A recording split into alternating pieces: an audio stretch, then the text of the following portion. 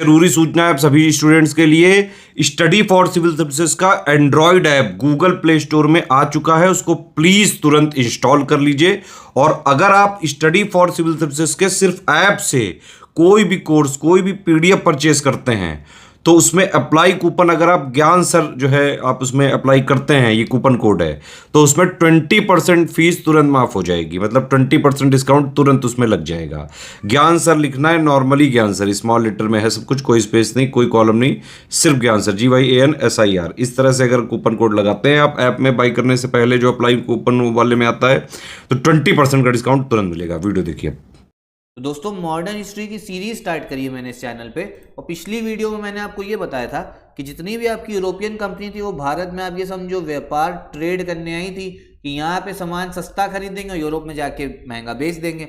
और यूरोप और भारत के जो व्यापार के लिंक थे वो बहुत समय से चलते आ रहे थे।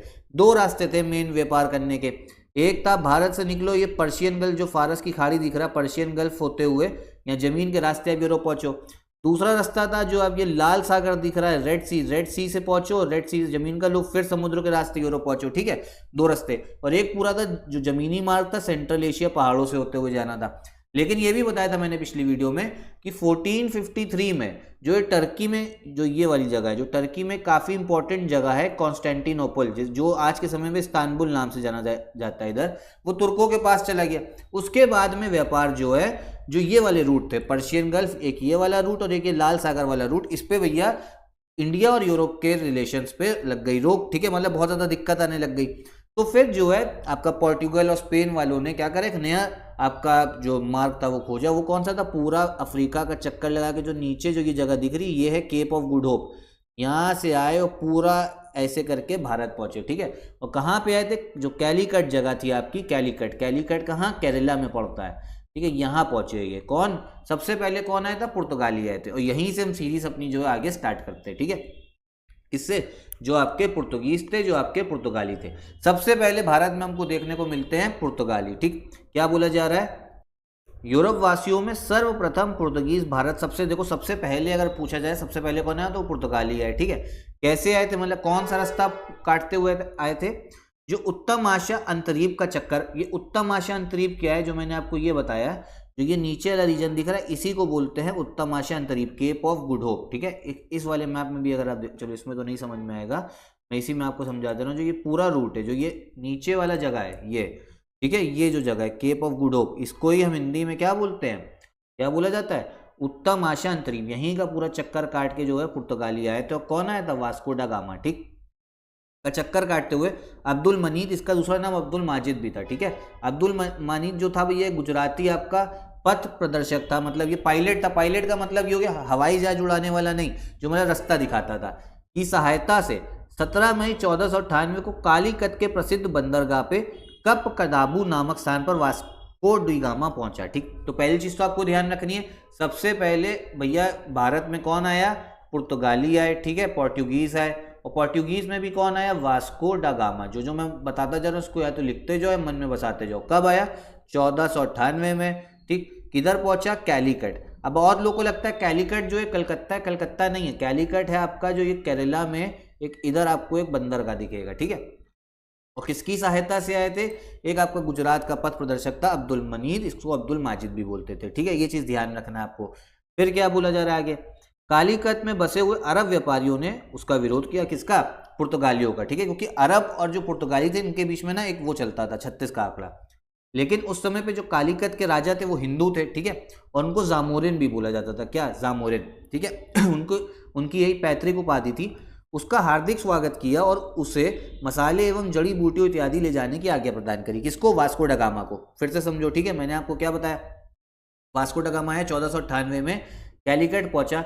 वहां पे भैया जो था उस समय पे शासक, वो आपका हिंदू शासक था। ठीक है, कौन था? हिंदू शासक था आपका, इसका नाम आपका क्या था? जामोरिन। ठीक है, जामोरिन हिंदू शासक था वहां का, कैलीकट का।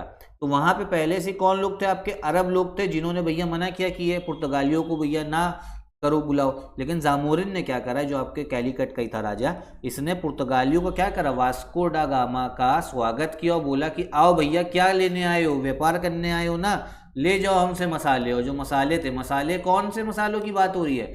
ये रजनीगंधा, जुबान केसरी नहीं, जो आपका मिर्चा होता है, ठीक है, जो आपका लौंग हो गया, जितने मसाले उगते थे, बोला इसका आप आइए और व्यापार करिए, ठीक है, और जड़ी बूटियों का भी। समझ में आया? इतनी यहाँ तक की बात मैं उम्मीद करता हूँ समझ में आ रही होगी। फिर वास्को डी गामा को इस माल से यात्रा व्यय निकालने के बाद भी 60 गुना लाभ प्राप्त हुआ, ये भी पूछा जाता है। प्रॉफिट कितना करा वास्को डी गामा ने, मतलब जितना पूरा जर्नी का जो पैसा खर्चा था ना, उसका 60 गुना, उसका 60 टाइम्स जो है प्रॉफिट निकाला था किसने? वास्को डी गामा ने। फिर से समझ लो क्या था। वास्को डी गामा आए 1498 में उत्तम आशांतरीप, केप ऑफ गुड होप का चक्कर काटते हुए, ठीक। वहां पे हिंदू शासक था आपका जामोरिन, जो कालीकट का था, कैलिकट इंग्लिश में बोल सकते हो। उसमें अरब लोगों ने मना किया, लेकिन इसने भैया नहीं सुनी और पुर्तगालियों का ही साथ दिया, बोला कि आओ व्यापार कर लो। वास्को डी गामा जब वापस गया पुर्तगाल तो 60 गुना प्रॉफिट कमाया। इस तरह पुर्तगाल की राजधानी लिस्बन, भैया जो आपकी पोर्टुगल है उसकी कैपिटल है लिस्बन, कुछ समय के लिए समस्त यूरोपीय व्यापार का केंद्र बन गई, ठीक है, क्योंकि जब इतना व्यापार करके जाओगे तो केंद्र तो बन ही जाओगे। और पुर्तगाली शासक उस समय पर जो पोर्टुगल का रूलर था उसका नाम था मैनुअल वन, उसने भैया अपनी एक टाइटल भी धारण कर लिया, कौन सा? वाणिज्य के प्रधान, ठीक है, कौन सा? वाणिज्य के प्रधान जो टाइटल है इन्होंने अपना धारण कर लिया, ठीक है। इंग्लिश में भी देख लेते हैं एक बार ताकि समझ में आए।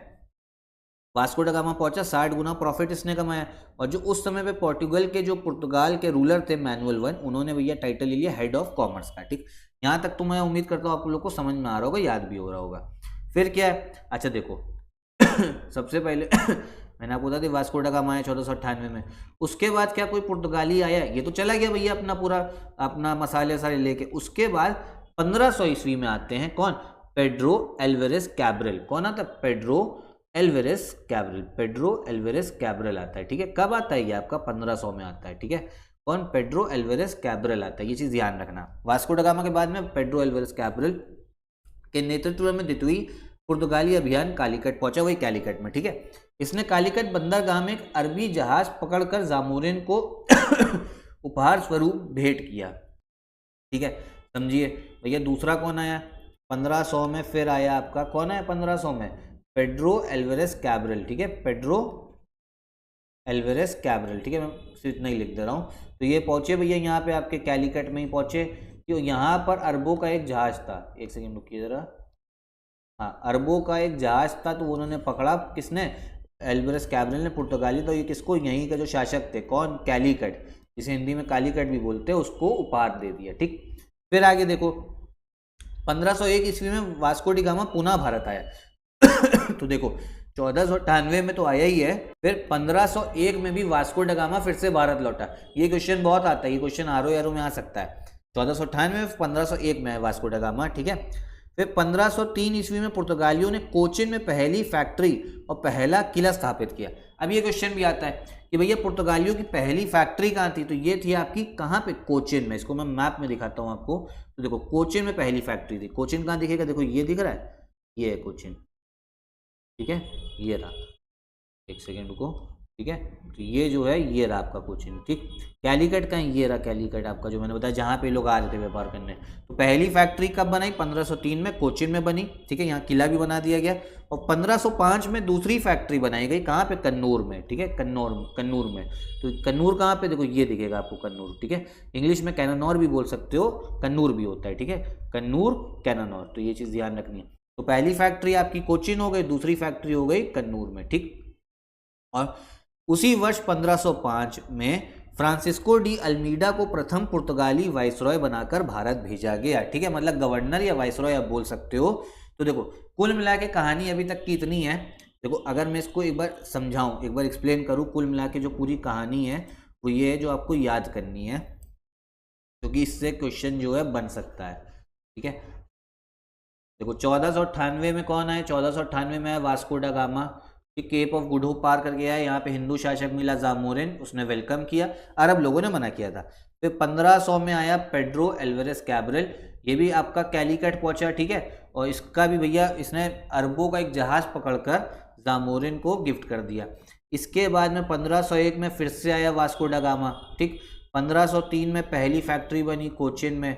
1505 में दूसरी फैक्ट्री बनी आपकी कैनानौर में, हिंदी में कन्नूर भी बोल सकते हो। और 1505 में ही आया आपका फ्रांसिस्को डा अल्मीडा, ठीक है, ये आपका प्रथम पुर्तगाली वाइसरॉय था, फर्स्ट आपका पोर्टुगीज वाइसरॉय बोल सकते हो, प्रथम पुर्तगाली वाइसरॉय। तो अभी हम लोग इतना ही रखते हैं इस वीडियो में। आगे जो है हम लोग जो पुर्तगालियों के गवर्नर रहे हैं, जितने भी गवर्नर है, जितने भी वाइसरॉय हैं पुर्तगालियों के, उनके बारे में बात करेंगे। वन स्टॉप आप समझो ये सीरीज होने वाली, सब कुछ आपको यहीं पे समझ में आ जाएगा, याद हो जाएगा। जितना भी कंसेप्ट है मैं कंसेप्ट भी समझाता हूँ, साथ में फैक्ट भी यहीं पे याद हो जाएगा। बस सीरीज को अच्छे से फॉलो करिएगा। साथ ही साथ में वर्ल्ड ज्योग्राफी भी चल रही इस चैनल पे, उसको भी अच्छे से देखिए। और यूपीपीसीएस और आरओ का एससीएस का पेड ग्रुप जो है वो भी स्टार्ट हो गया है, उसको भी आप ज्वाइन कर सकते हो इन नंबर्स पे कॉल करके। कूपन कोड अगर तुषार सर लगाएंगे तो 10% का डिस्काउंट भी आपको मिल जाएगा। तो यहीं पे वीडियो भी खत्म करते हैं। नमस्कार।